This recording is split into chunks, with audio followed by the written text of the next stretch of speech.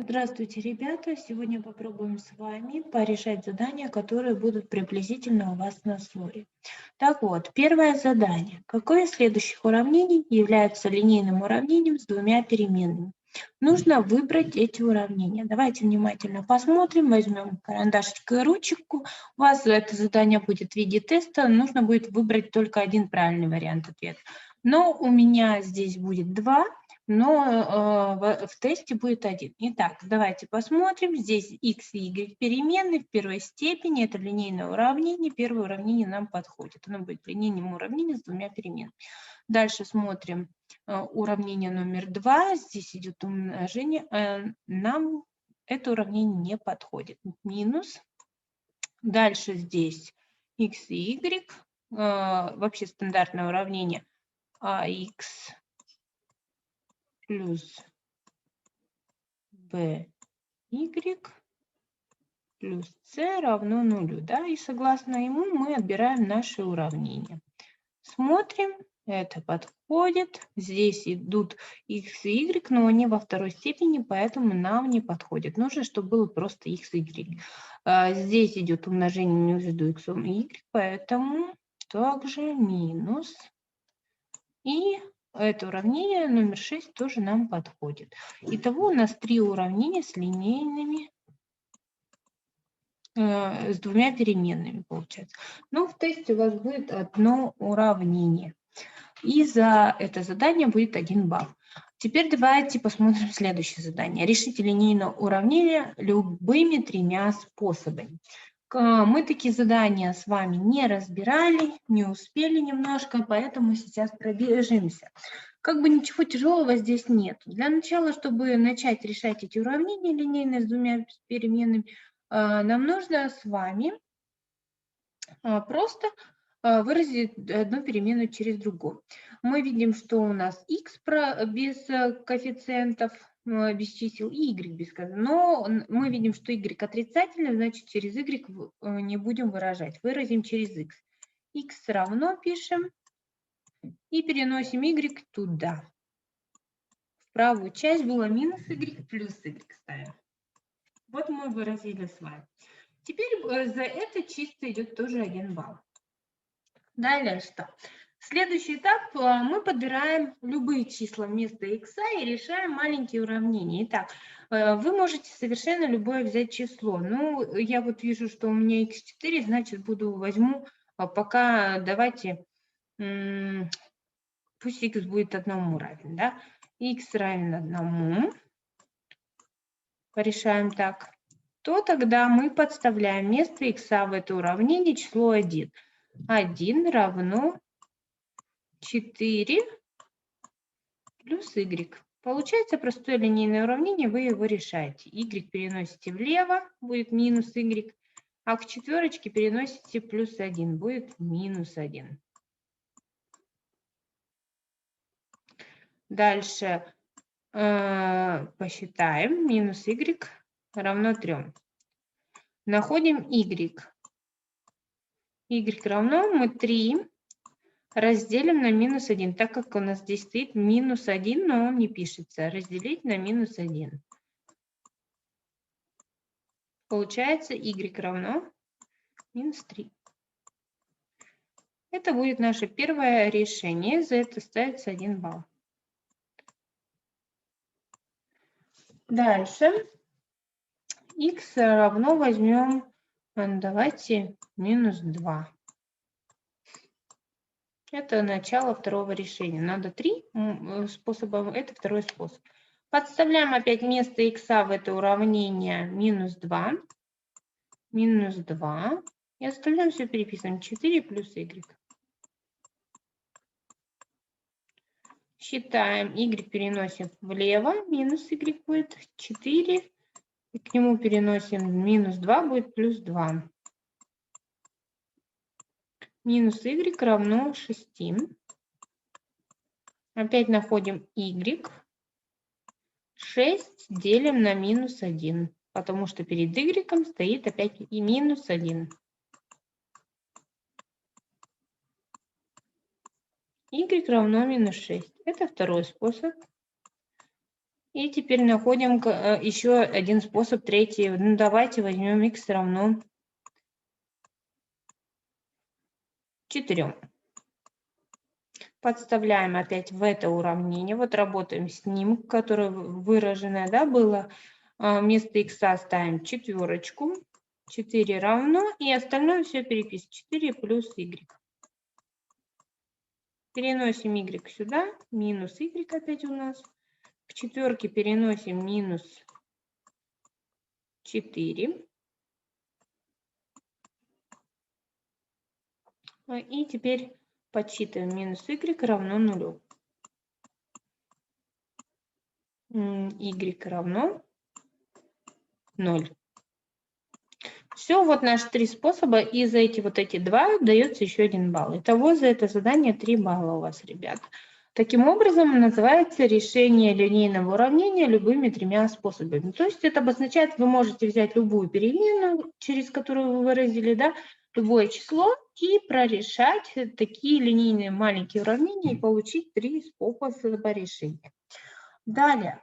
Следующее задание. Решите систему уравнений способом подстановки. Эту тему мы с вами недавно изучили, как бы наловчились, поэтому не должно составить труда. Итак, что мы делаем? Первым делом мы посмотрим, где у нас просто есть x или y, без чисел. У нас есть и в первом, и во втором просто x. Поработаем лучше тогда с первым, чтобы не запутаться, да? Выразим x через y. Это означает, с x оставляем только в леве, 2 дальше ставим равно.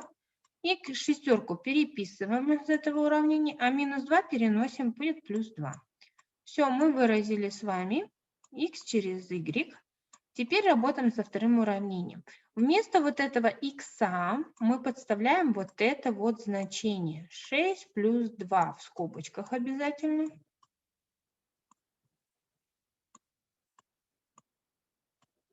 И остальную часть, вот эту всю, переписываем. Плюс 2y равно 4. У нас во втором уравнении получилось простое линейное уравнение. Мы его выписываем. Означает, что мы под него все подставили. Теперь вот выпишем, откроем скобочки и прорешаем простое линейное уравнение с одной переменной.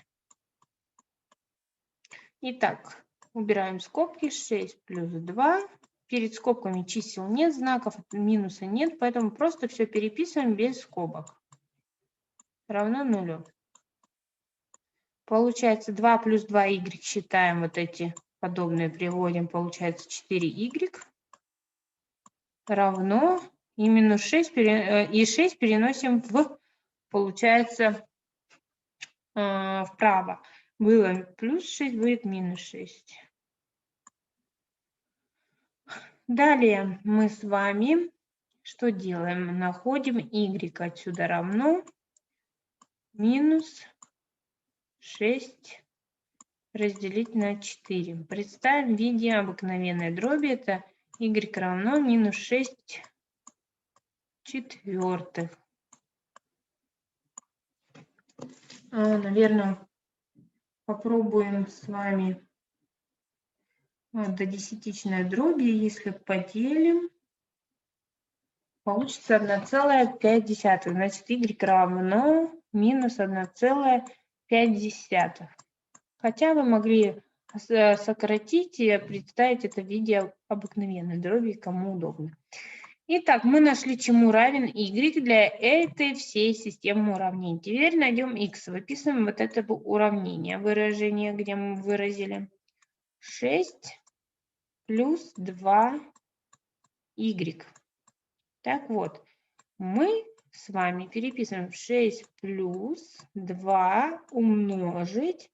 А вот умножить на вот этот y, вместо y вот этого, подставляем вот это число, минус 1,5. Равно 6. И подсчитаем 1,5. Мы с вами умножим на 2. У нас получается 3. Но так как у нас знак минуса, значит плюс у нас заменится на минус. 6 минус 3. Итого получается 3. Х равно 3. Получается, что х равно 3. Все, мы нашли второе значение переменной для вот этой вот системы. Записываем ответ.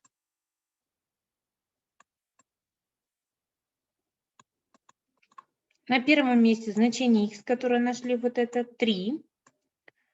Точка с запятой. На втором месте вот это значение минус 1,5. Все, мы с вами решили систему линейных уравнений с двумя переменными способом подстановки. Переходим к следующему заданию. Это задание начала третьей четверти, среднее арифметическое. Нам дана задача: участница соревнований по фигурному катанию на коньках получила следующие оценки. Ряд данных оценок дан, и нужно найти, какая средняя оценка этой участницы. Среднюю оценку мы будем вычислять по среднему арифметическому. Значит, чтобы найти среднее арифметическое, вы выписываете все числа, я не буду, а вы выписываете. Равно. И, извините, что криво, сейчас возьмем другую линию. Линеечка, значит, делаете дробь. Среднее арифметическое как мы находим? Мы складываем все числа и делим на количество этих чисел. 4,9 плюс 5,2 плюс 5,4 плюс 5,3 плюс 5 и плюс 5,4. Почитаем количество этих оценок. 1, 2, 3, 4, 5, 6. 6 всего, значит, знаменатель 6 записано. Подсчитаем числитель, складем, получится 31,2. Я уже у себя посчитала, поэтому расчеты здесь не буду, чтобы времени не терять. Делить на 6. Получается у нас 5,2. Это средняя оценка, которая получилась участница по фигурному катанию. То есть среднее арифметическое у нас равно 5,2.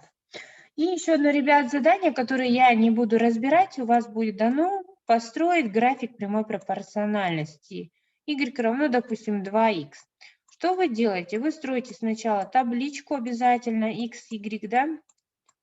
Находите две точки для построения этого графика. X сначала по нулям с y, и потом берете любую точку, допустим, 3 я взяла. 2 умножить на 3 будет 6. И затем уже строите координатную плоскость и откладываете точки, чтобы построить график.